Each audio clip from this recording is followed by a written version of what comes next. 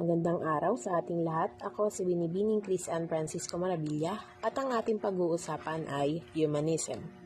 Sinabi nating humanism.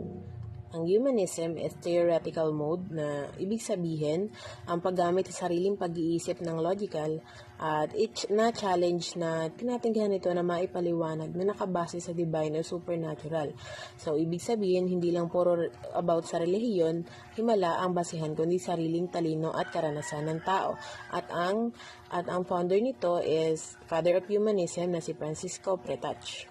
Tayong type of humanism. Una narito ay Renaissance Humanism Description.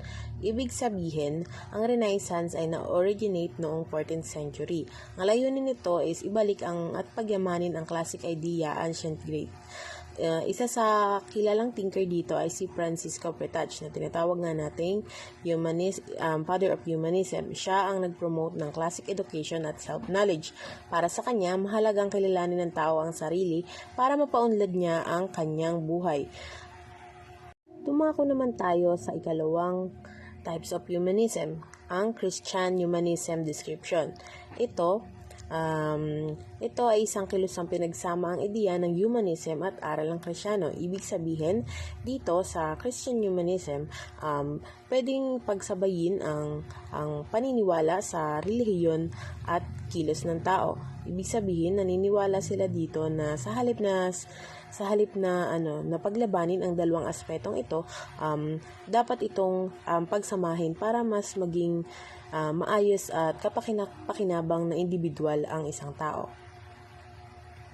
Samantalang ang key thinker naman ito ay si Thomas More. Hello, ako naman ang pangalawang magtatalakay. Ako si Binibining Gomez. So, dumako naman tayo sa Humanism in Science.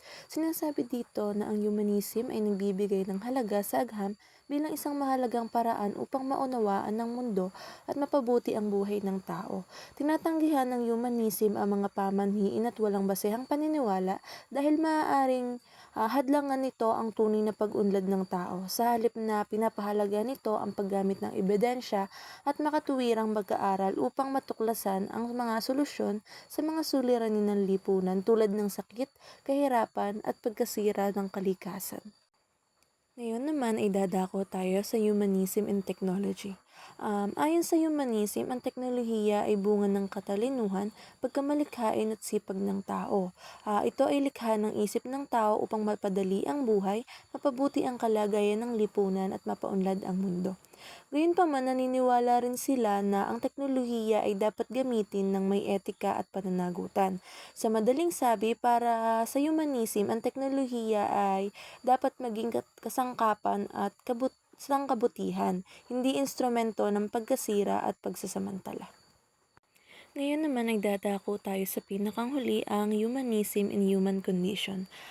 Sinasabi dito na ang pilosopiya ng humanism ay nakatuon sa kabuuang karanasan ng tao, kasama na ang kaligayahan, pagdurusa at kamatayan bilang pinagmumulan ng kahulugan ng buhay.